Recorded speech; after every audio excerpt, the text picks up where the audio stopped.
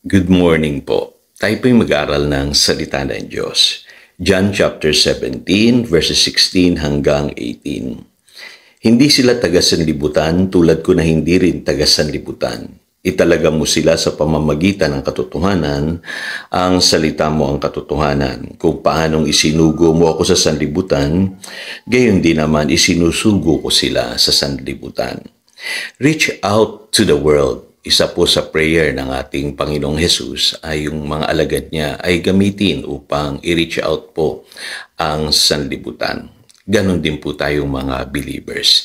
Kaya lang po marami sa atin ang umiiwas sa sanlibutan. Ayaw natin na makipag-ugnayan sa kanila kasi natatakot tayong mahawa sa kanilang mga maling gawain. Kaya lang ang malaking tanong, paano natin sila ma-reach out? Ano po, pangalawa, araw-araw kasama natin itong mga taga-sanlibutan sa ating tahanan, sa ating pong neighborhood, sa ating mga trabaho, at sa ating pong community. So, dapat makita po natin na tayo pong mga believers ay mag-shine para mag-abot po ng marami pang mga taga-sanlibutan at marami tayong mailapit sa Panginoong Jesus. Gayon din naman, marami ring believers sa panahon natin ngayon ang nahahawa ng sanlibutan. At nakakalungkot po yun, at sa kagustuhan nila, minsan makisama, ay nagiging kabahagi sila nung mga ginagawang kamalian ng mga taga-sanlibutan. So, paano ba tayo makikipag-ugnayan sa mga taga-sanlibutan na sa gayon ay maabot natin sila, ma-reach out natin sila para sa Panginoon. So, tandaan niyo po, ang secular world, tinawag tayo ng Panginoon na abutin sila. Sabi sa Mark chapter 16, verse 15, Go into the world and preach the good news to all creation. So specifically po talaga, dapat abutin natin ang mga taga-sanlibutan. Kaya alam niyo po ba na ang sanlibutan ay very challenging para sa ating mga believers. At the same time, yan po'y punong-puno ng mga oportunidad para po maibahagi natin ang mabuting balita. At alam niyo po, marami po sa mga taga-sanlibutan ang nangangailangan talaga sa Lord. Naghihintay lamang sila na merong umabot sa kanila. Marami po sa kanila may problema, may sakit, sugatan sa buhay na ito, nahihirapan. At kailangan nila ang mabuting balita. Kaya sa Ephesians chapter 5, verse 16, tayong mga Christians, tinawag po tayo na dapat po samantalahin natin ang lahat ng pagkakataong ibinibigay ng Diyos sa ating buhay. Sabi diyan, making the most of every opportunity. Kaya sa 2 Timothy chapter 4, verse 2, inatasan ni Paul si Timothy na ipangaral ang mabuting balita in season and out of season. Kaya tayong mga Kristiyano, dapat lagi tayong preparado. Handa tayo palagi na i-share ang good news sa mga taga-sanlibutan. Hindi nyo lang alam, marami sa kanila namumroblema at nangangailangan talaga ng tulong mula sa Panginoon. Kaya nga, di ba, maganda po yung sinasabi ng iba na nasa sanlibutan, yung pong mga tao na nangangailangan talaga sa Panginoon. At wala sila sa pintuan ng simbahan. Kumbaga, doon natin sila mahuhuli. Doon tayo mangingisda. Para marami tayong maabot para po mabahaginan ng mabuting balita. Kaya samantalahin natin, kung kayo nagtatrabaho, tandaan niyo po ang mission field ninyo ay yung inyong workplace. Kung kayo nag-aaral, ang mission field niyo po ay ang inyong eskwelahan. Kung kayo po'y nakatira sa isang neighborhood, ang mission field niyo po ay ang inyong neighborhood. Opportunities po yan na binubuksan ng Panginoon. Although maraming challenges, yet gagamitin ka ng Panginoon sa iyo pong kinalalagyan ngayon.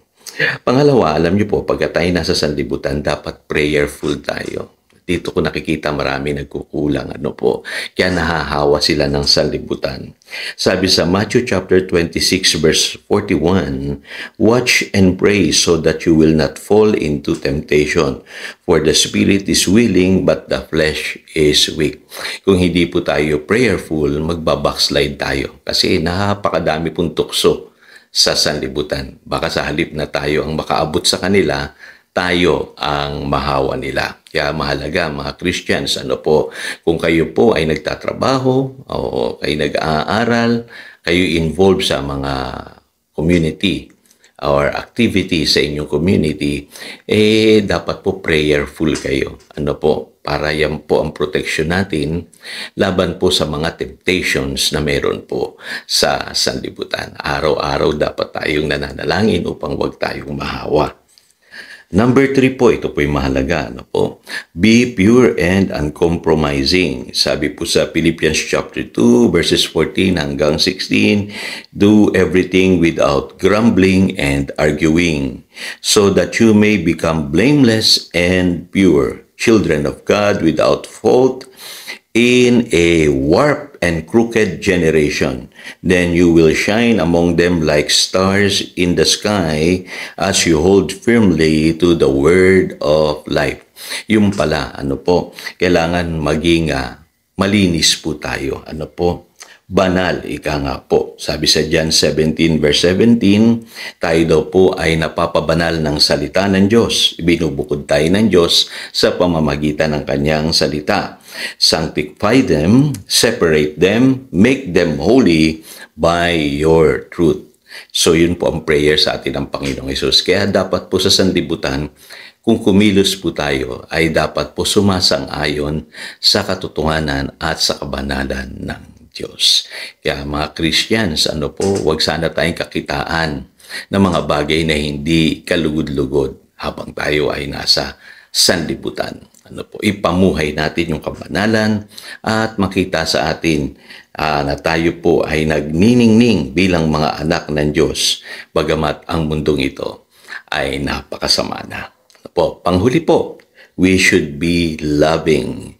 Kapag ikaw ay tinawag ng Diyos na mag-reach out sa sanlibutan, kailangan punong-puno ka ng pag-ibig. Kasi marami sa kanila, sasaktan ka. Marami sa kanila, hindi ka mauunawaan. Marami sa kanila, ipipersecute ka. Kaya sabi sa Matthew chapter 5, verse 44, love your enemies and pray for those who persecute you. Ang sabi diyan, that you may be children of your Father in heaven. He causes His sun to rise on the evil and the good, and sends rain on the righteous and the unrighteous. So ganun pala, kailangan punong-puno tayo ng pag-ibig.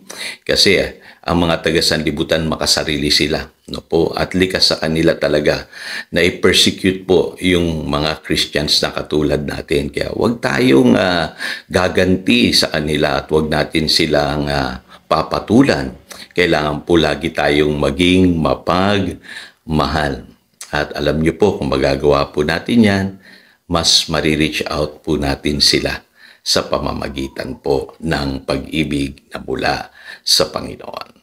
So again, ito si Pastor Jojo, nagpapaalala upang daluyan tayo ng pagpapala, manatili tayo sa kanyang salita. Good morning.